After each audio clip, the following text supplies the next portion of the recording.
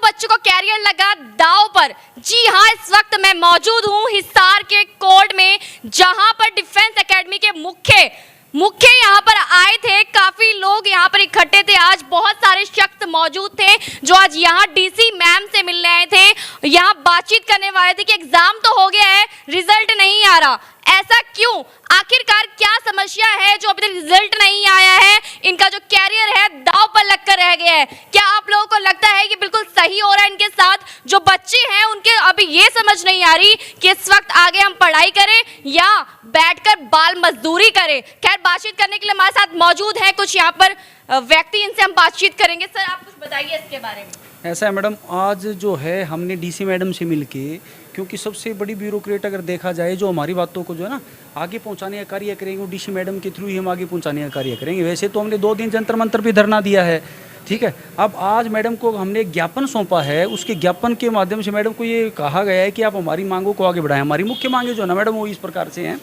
एक नोटिफिकेशन निकाला गया था 2020 में, 2020 जनवरी नोटिफिकेशन निकाला, मार्च में एग्ज़ाम होना था, ड्यू टू कोरोना वो एग्ज़ाम अप्रैल में रख दिया गया, अप्रैल में भी नहीं हो पाई, उसको पोस्टपोन करके नवंबर 2020 में लिया गया।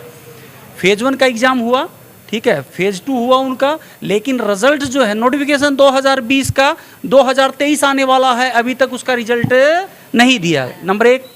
नंबर 2 अगर बात करूं, उसके बाद में एक इंटेक और जारी किया गया, पिछली भर्ती अपनी पूरी नहीं हुई, उसके पहले ही एक नोटिफिकेशन और जारी कर दिया गया 2021 में। उसका एग्ज़ाम हुआ आपका जुलाई 2021 में, अभी तक उसका रिजल्ट भी नहीं आया है। एयरफोर्स फेज 1 का रिजल्ट है वो। पहला कभी ऐसा नहीं हुआ ना, पहले तो मैडम साल में क्या है कि ये जो एग्ज़ाम कंडक्ट किए जाते हैं ना, ये सेंट्रल एयरमैन सिलेक्शन बोर्ड जो है ना वो कंडक्ट करता है, ठीक है। तो पहले रेगुलरली साल में 2 बार ये एग्जाम है होता था, ठीक है। अभी चलो एक बार अभी सर इस वक्त भी पेंडिंग है, पिछले ना तो 2020 का आया ना 2021 का आया।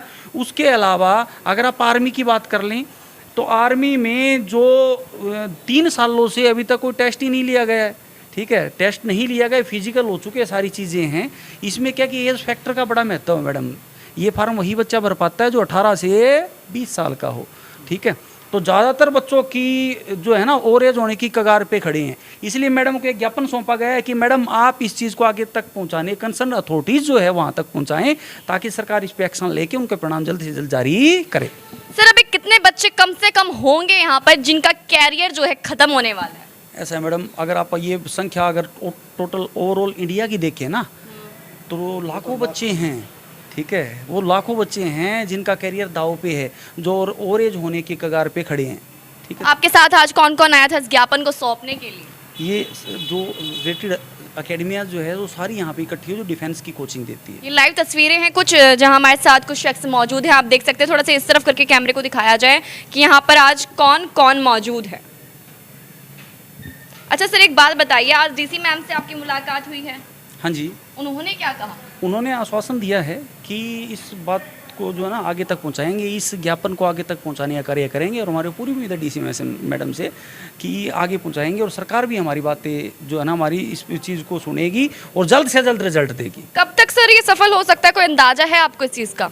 ऐसा मैडम, सफल जब तक ये सफल होगा उस टाइम तक एकेडमी ना ये बच्चों के साथ ही रहेगी, ठीक है। एक बच्चा मोरल रूप से भी टूटा, उसको ये नहीं पता कि मेरा फाइनल रिजल्ट आने वाला है, मैं कॉलेज में एडमिशन लूँ या ना लूँ, आगे कहीं एडमिशन लूँ या ना लूँ, तो बच्चों के साथ सारी एकेडमियाँ हिसार की जो है ना वो खड़ी रहेगी। और लास्ट टाइम तक की परिस्थिति भी ऐसी नहीं है। जी सर, बोलिए। जो आर्मी की तैयारी कर रहा है बच्चा, उनके घर की स्थिति भी इतनी मजबूत नहीं होती कि वो 6-6, 7-7 साल आगे फर्दर उनकी एजुकेशन करवा सकें। और जिस बच्चे ने आर्मी का ही सपना देखा है, मतलब वो बना ही आर्मी के लिए, 4.5, 5-5 मिनट में वो 1600 मीटर रेस लगा देते हैं। ये हर कोई आम आदमी तो लगा नहीं सकता है। अब वो इतनी शिद्दत से इतने सालों से तैयारी करते हैं और इसी के पीछे लगे रहते हैं, फिर भी उनका फिजिकल हुआ पीछे 1.5-2 साल हो गए हैं, लेकिन उनका रिटन एग्ज़ाम नहीं लिया जा रहा है। जब बच्चा 12th करता है तो 17-18 साल उम्र तो वैसे ही हो जाती है, और आर्मी में जाने के लिए लास्ट उम्र मैक्सिमम 20 या 21 साल है। 2-3 साल उनके अभी नोटिफिकेशन आते हैं, रिजल्ट नहीं देते हैं, उसी में निकल जाती है। अगर मैं बात करूं, आप सरकार से क्या उम्मीद करते हैं, तो आप क्या उम्मीद करेंगे? सरकार से हम यही उम्मीद करते हैं कि जो बच्चों की अभी कोरोना काल में 2 साल अब एज का जो मतलब इशू रहेगा वो बढ़ाई जाए, 2 साल कम से कम उनकी उम्र। वो आपकी मांग हो गई। अगर मैं उम्मीद की बात करूं तो उम्मीद ये है कि हम ये उम्मीद कर रहे हैं कि एयरफोर्स के जो पीछे के रिजल्ट पेंडिंग है वो तुरंत प्रभाव से आएंगे और नया इनटेक जल्दी जारी होगा, नोटिफिकेशन जल्दी जारी होगा, जो कि पीछे 6 महीने पहले होना था, और फिर उसकी फर्दर आगे जो भी है प्रोसेस पर काम करेंगे। तो डिफेंस के बच्चों को क्या संदेश देना चाहेंगे? नेगेटिवली जाएंगे या पॉजिटिवली जाएंगे? बिल्कुल मैम, डिफेंस के बच्चों के लिए यही है कि जैसे जो बच्चा जिनका मोरल इतना लो हो जाता है, अगर 2-2 साल तक रिजल्ट नहीं आता है, फिर उसी के लिए हम 2 दिन पर जंतर मंतर पर धरना दे के आए हैं। उसी को लेके हमने यहाँ पर रिप्रेजेंटेशन दी है ताकि हमारी बात कंसर्न अथॉरिटी तक जा सके और हमारी जल्दी से जल्द। धरना में कितनी भीड़ थी? बहुत बच्चे थे मैम, 7-8 हज़ार से ज़्यादा ही बच्चे थे, बहुत ज़्यादा भीड़ थी, और मतलब उसमें ये था कि लगभग हर स्टेट से बच्चा आया हुआ था। लेकिन ये बच्चों से निवेदन किया गया था कि जो अपना आंदोलन जो है ना वो लोकतांत्रिक और शांति प्रिय होना चाहिए। बच्चों ने इसको फॉलो भी किया। 2 दिन की हमारे को परमिशन मिली, 2 दिन आगे की फर्दर परमिशन नहीं मिली, इसलिए सेंटर संचालक जितने भी थे अपने हिसार के मुख्य सेंटर संचालक यहाँ मौजूद है, उन्होंने यही डिसीजन लिया कि हम अपने डिस्ट्रिक्ट लेवल पे इस मुहिम को आगे बढ़ाने का कार्य करेंगे और बच्चों के साथ जब तक लक्ष्य प्राप्त नहीं हो जाए उनके साथ आगे बढ़ा जाएगा। और भी हमारे कई जो प्रोग्राम हैं, जैसे 1 लाख बच्चों का सिग्नेचर हस्ताक्षर अभियान जो है हम स्टार्ट कर चुके हैं, जिसमें 30,000 तक का लक्ष्य हमने प्राप्त कर लिया है। ठीक है, तो सर अभी जो आगे आने वाले बच्चे एडमिशन लेना चाहते हैं डिफेंस में, उनके लिए क्या है? उनके लिए यही है भी कि किसी प्रकार से फ्रस्ट्रेटेड होने की आवश्यकता नहीं है। सरकार इस चीज़ों पे एक्शन लेगी और जो कंसर्न अथॉरिटीज़ है उनको कहा जाएगा, जो ये इनके डिपार्टमेंट्स हैं उनको बोला जाएगा और जल्दी से जल्दी सरकार बच्चों के हित में देखते हुए ही कोई डिसीजन लेगी और उनके लिए नया इंटेक जारी करेगी। इसमें मैडम एक बात और है, हम क्या चाहते हैं कि 2 साल एग्ज़ाम लिए हुए हो गए उनको, अब 2 साल से जो बच्चे एग्जाम ही नहीं दे पाए हैं उनकी तो डेट ही निकल गई होगी, तो हम ये भी चाहते हैं ना कि जो डेट निकल गई उनको एक्सटेंड करें थोड़ा सा। अब की बार जो नया इंटेक्ट निकाले इंटेक में, उसमें क्या हो कि जो बच्चे पीछे नहीं एग्जाम दे पाए उनको 2 साल का रिलैक्सेशन दे दिया जाए, ताकि वो बच्चे 2 साल से बेचारे तैयारी कर रहे थे, 8th क्लास से 9th क्लास से उन्होंने सपने ले रखे थे कि हम एयरफोर्स में जाएंगे, और अब क्या हुआ, उनको तो एग्जाम से नहीं देना पड़ा। एक छोटा सा सवाल आपसे है, अगर हम बात करें एक तरफ रोजगार की, तो रोजगार भी शासन प्रशासन देने की बात करती है, लेकिन अभी भी कुछ लोग ऐसे हैं, कुछ बच्चे ऐसे हैं जो बेरोजगार है। तो आपको लगता है कि आपने जो एप्लीकेशन आगे जमा कर दी है, डीसी मैम से बात कर ली है, ज्ञापन सौंप दिया है, उसके बाद आपकी आवाज़ सुन ली जाएगी? ऐसा मैडम देखो, आवाज़ सुनाने के कुछ तरीके होते हैं। एक तो तरीका हमने जंतर मंतर पे अपनाया, हम वहाँ पर गए, लोगों की नज़रों में आए, सरकार की नज़रों में आए, तो कम से कम हमें ये पता चल जाता है कि कुछ प्रोसेस चल क्या रही है, सरकार को जगाने का काम करें हम। या एक तरीका ये भी है कि आज हम डीसी साहिबा से मिले, उन्होंने कहा कि हम आगे भेज देंगे, एक बात तो आश्वासन दिया है और हम उम्मीद भी करते हैं कि वो भेज देंगे आगे। और कम से कम हम ये ज़रूर चाहते हैं कि हमें ये पता चले कि सरकार कर क्या रही है। हमें आने वाले हैं एग्जाम्स या तैयारी करे बच्चे, छोड़ दें तैयारी, उनको कुछ मिलेगा या आगे फर्दर अपने नए ऑप्शन ढूंढे, यूथ के लिए प्लान कर क्या रहे हैं वो। अभी तक तो बच्चों को ये नहीं पता चल रहा कि वो प्लान क्या कर रहे हैं। बच्चों को तैयारी करनी भी है, घर बैठना है या कुछ और तरीका ढूंढ के अपने उसमें लग जाना। आज उदाहरण देंगे कोई कि आज कौन कौन से एकेडमी से यहाँ पर लोग मौजूद थे? यहाँ पर ऐसा है मैडम, डिफेंस के क्षेत्र में जो एकेडमीज अच्छा काम कर रही है, हमारे पढ़ाए हुए बहुत सारे बच्चे हैं जो आज डिफेंस में जा चुके हैं, एयरफोर्स में जा चुके हैं, तो वो सारे मेन जो एकेडमीज है उन सभी के लोग आए हुए हैं।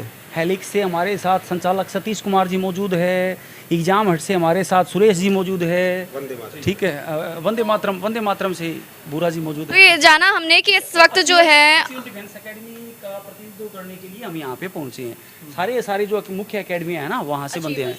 हाँ, ये वंदे मातरम से हैं सर। तो इसका मतलब आप समझ सकते हैं कि इस वक्त 1 नहीं 2 नहीं 3 नहीं, कम से कम लाखों की करार पे यहाँ पर गुहारें लगाई गई है। इन लोगों ने अपना ज्ञापन भी सौंप दिया है। अब आगे क्या स्टेप उठाने वाले हैं या आगे क्या डिसीजन लिया जाने वाला है वो अभी कुछ समय बाद पता चलेगा, लेकिन अभी उसका कुछ पता नहीं कि कब तक पता चल सकता है। सर एक छोटा सा संदेश मैं आपसे लेना चाहूँगी, बच्चों को आप पॉजिटिवली देंगे कोई अपना संदेश या नेगेटिव में लेकर जाएंगे? देखिए, मैं सभी जो डिफेंस एस्पिरेंट बच्चे हैं और एकेडमी संचालक होने के नाते मेरी तरफ से यही बच्चों को एक सुझाव है कि वो बिल्कुल भी हताश ना हो। हमने पूरी तरह से तैयारियां कर ली हैं कि केंद्र सरकार जरूर इस पे अमल लेकर आएगी और जल्दी से जल्दी इनटेक भी देगी और जो पिछले रिजल्ट्स हैं वो भी जारी करेंगे।